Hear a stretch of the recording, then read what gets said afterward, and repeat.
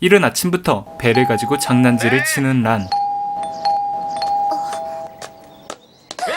누구 집인가 했더니 시니치의 집입니다. 이에 화가 단단히 난 시니치는 대문까지 걸어나와 화를 내는데 그도 그럴 것이 오랜만에 돌아온 시니치인지라 계속해서 확인해보고 싶어하는 거죠. 시니치가 코난으로 작아졌다 의심을 하고 있었기 때문에 더욱 그런 것 같습니다. 그렇게 돌아온 시니치를 보고 기뻐하는 란. 도일이야, 진짜로 돌아온 거야. 한편 코난으로 변장한 하이바라는 시니치에게 너무 들떠있는 거 아니냐며 말을 걸죠. 축제 때 어떻게 시니치와 코난이 동시에 나타났는지를 알려주는 장면입니다. 하이바라는 코난으로 변장해 연기를 한 거고 코난은 하이바라가 만든 약을 먹고 커져 시니치로 돌아와 같은 장소에서 모습을 보여줌으로써 란을 속인 거죠. 하이바라는 시니치로 돌아간 다음 조용히 란만 만나고 오랬더니 축제에 온 모든 사람들 앞에 떡하니 등장해 추리쇼를 펼치는 게 제정신이냐며 혼을 내는데 너 생각이 있는 애니? 말대답하려는 사신을 눈빛 하나로 가볍게 제압하는 하이바라. 여튼 축제에 온 모든 사람에겐 시니치를 본 것을 비밀로 해달라 하토리가 부탁을 해 잘 마무리됐다 합니다. 하이바라가 시니치가 쓰러진 것을 보고 재빨리 하토리에게 모든 사실을 말한 덕분이죠. 그렇게 훈훈한 대화를 마치고 준비가 끝난 시니치는 오랜만에 란과 함께 얘기를 나누며 등교를 하는데 란은 축제 때 자신에게 할 얘기가 있다 하지 않았냐 묻죠. 나한테 하고 싶은 얘기란 게 뭐야? 시니치는 여기서 하긴 좀 그렇고 오늘 저녁 8시 베이가 빌딩 전만대 레스토랑에서 만나자고 말합니다. 그날 밤 호텔 레스토랑에서 만난 시니치와 란은 이 레스토랑은 굉장히 비쌀 거라며 걱정을 하는데 필살, 엄마 찬스를 보여주며 비용은 나에게 아무런 문제가 되지 않음을 어필합니다. 그렇게 식사가 나오기 전 얘기를 나누는데 코난이 너일 거라고 생각을 했다며 웃으며 얘기를 건네는 란. 네가 엄청난 사건에 휘말려서 모습을 감춰야 할 일이 생겼고 박사님이 만들어준 약을 먹고 어린아이로 돌아간 거라 생각했다 말하죠.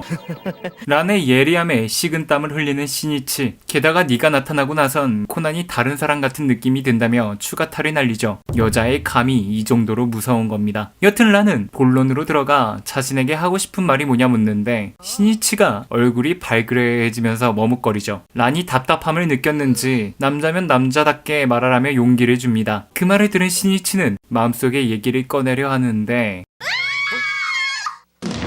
갑자기 비명소리가 들려옵니다. 이를 무시하고 다시 마음을 잡고 말하려는데 이번엔 회사 사장이 총에 맞아 죽었다는 얘기가 들려오죠.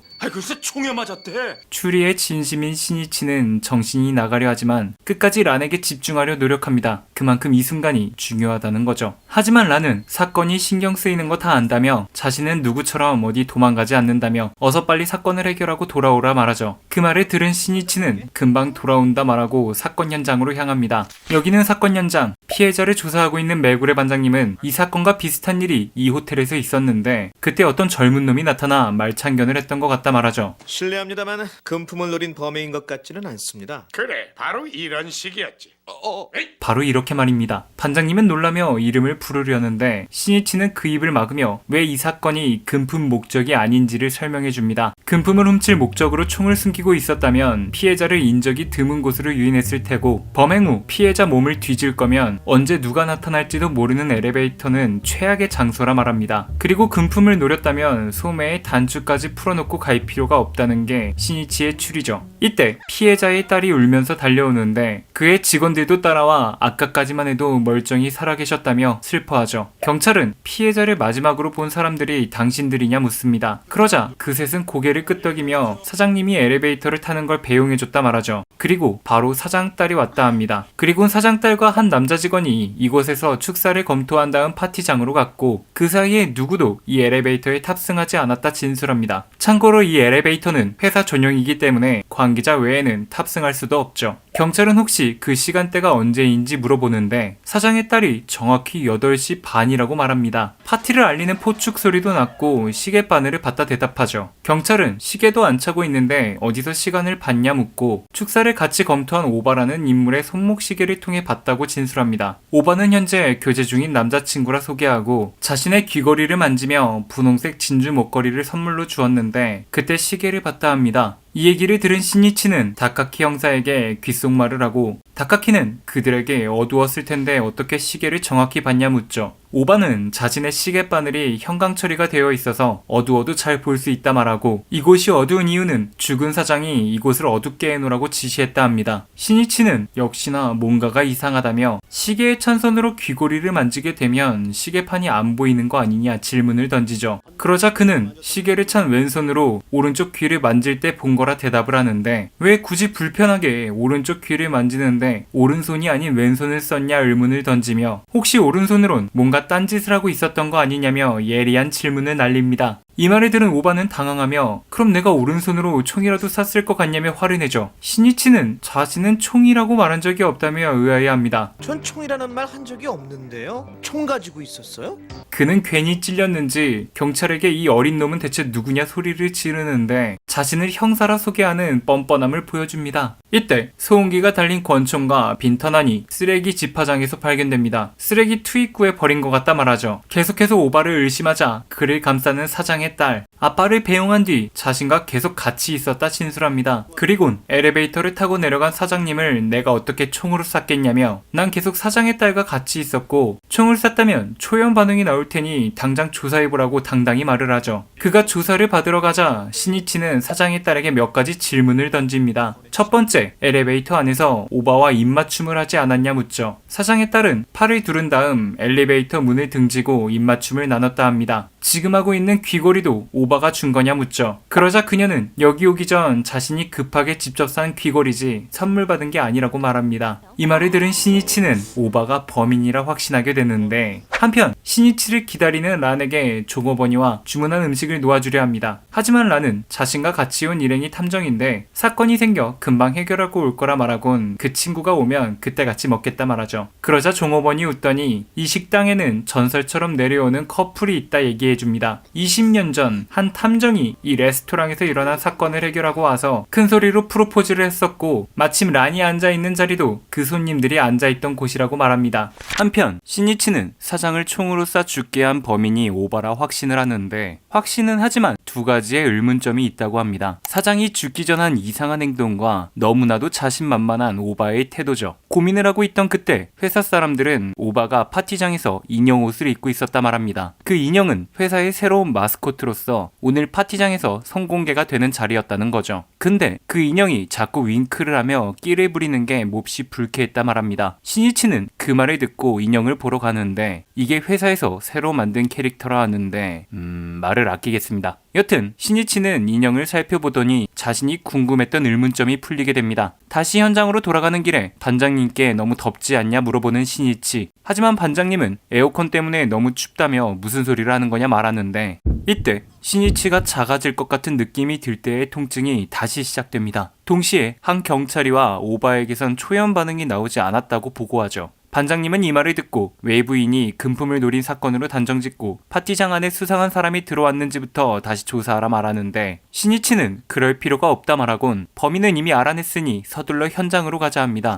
그렇게 다시 사건 현장에 모두가 모이게 되는데 오바와 사장 딸은 우린 사건 당시에 계속 붙어있기 때문에 범행이 불가능하다 다시 한번 어필합니다. 시니치는 그 말은 사실이지만 범인은 당신 옆에서 대놓고 범행을 저질렀다 말하죠. 물론 그녀가 눈치챌 수 없게 한 겁니다. 그리곤 눈치채지 못한 이유에 대해서 설명해주죠. 그녀는 눈을 감은 채 엘리베이터를 등지고 입맞춤을 나누고 있었다 진술했는데 입맞춤을 나눌 때 귀를 팔로 감싸 최대한 소리를 막고 입을 맞추며 엘리베이터 버튼을 누른 뒤 엘리베이터의 문이 열리는 순간 그 안에 탑승해 있던 사장을 총으로 쏴 살해했다 추리합니다. 오바는 멀티태스킹이 댕쩌는 사람임이 분명하죠. 반장님은 아무리 귀를 막고 소음기가 달린 총이라도 총소리 때문에 눈치채지 않았겠냐 예리한 질문을 던지는데 오바는 그 점도 염려해 파티 시작 시간에 맞춰 방아쇠를 당겼다 하죠. 파티 시작을 알리는 시끄러운 폭죽 소리와 섞여 헷갈리게 하기 위해서라는 겁니다. 그러자 오바는 이 신참 형사가 말을 참 재밌게 하는데 허점이 너무 많다며 반박하죠. 몸이 안 좋다고 엘리베이터를 타고 간 사장이 왜 다시 돌아왔으며 그걸 내가 어찌 알고 기다렸다 총을 쐈겠냐고 따지는데 신이치는 아마도 사장이 집으로 가는 척 하다가 다시 돌아와 인형탈을 쓰고 파티장에 나타나면 사원들이 놀라고 재밌어하지 않겠냐며 댕꿀잼 몰카 같은 걸 해보자 제안했고 이 말을 들은 사장은 오 그거 재밌겠군 하며 다시 올라오다 살해를 당했다는 거죠. 옷이 헝클어져 있던 것도 직원들을 속일 생각에 설레어서 엘리베이터 안에서 미리 옷을 갈아입을 준비를 하고 있었던 거라면 설명이 됩니다. 그리고 계속해서 자신은 초연 반응이 나오지 않았다며 자신 있는 오바에게 직원들이 말하길 당신이 쓰고 있던 인형탈이 계속해서 윙크를 했다 증언했는데 그건 일부러 한 게 아니라 그 안에 뭔가를 숨겨놨기 때문에 고장이나 그런 거 아니냐며 인형의 눈을 열어보죠.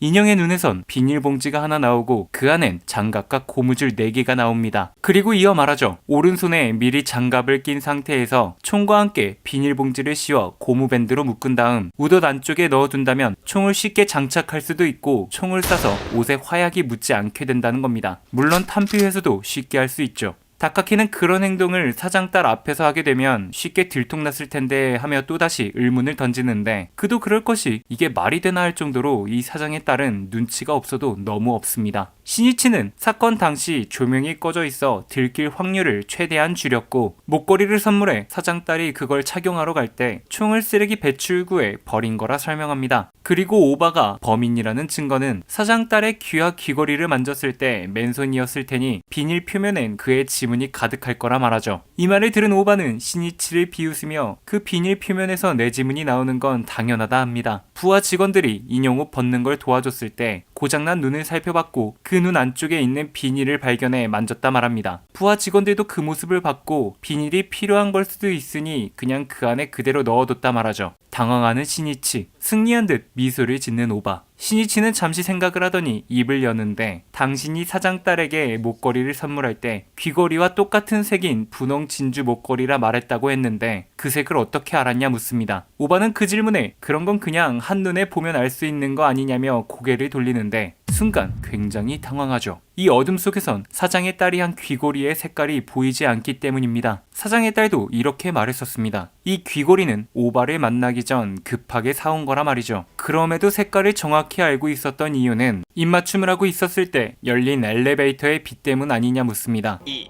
빛이 나오는 문을 열지 않고서는 말이에요. 왜 입맞춤을 하던 중 엘리베이터의 문을 열었는지 대답해보라 하죠. 오바는 꿀먹은 벙어리가 된 듯 아무 말도 못하다 체념한 듯 결국 입을 엽니다. 아버지의 복수 때문이라고 하네요. 자신의 아버지도 한 회사의 사장이었는데 지금 죽은 피해자 사장이 합병을 제안했고 이에 응합니다. 하지만 피해자 사장 말과 다르게 그건 합병이 아닌 흡수였고 자신의 아버지가 쌓아올린 노하우를 빼가고 아버지의 사람들을 하나둘 해고하는 등의 악행으로 아버지는 결국 자살을 했고 자신은 이 원한을 갚기 위해 이를 갈며 긴 세월 복수 계획을 세워 실행에 옮긴 거라 말하죠. 또 아버지는 20년 전 이 호텔에서 피해자 사장에게 타살당한 것처럼 보이게끔 위장 자살을 하려 했는데 한 젊은이가 나타나 사건을 해결해버려 실패했다 말합니다. 반장님은 이 말을 듣고 과거의 기억이 떠오르는데 20년 전 이곳에서 그 사건을 해결한 젊은이가 신이치의 아버지인 쿠도 유사쿠였다고 합니다. 20년이 지난 지금 자식의 복수극도 똑같은 부자로 인해 해결이 된 거죠.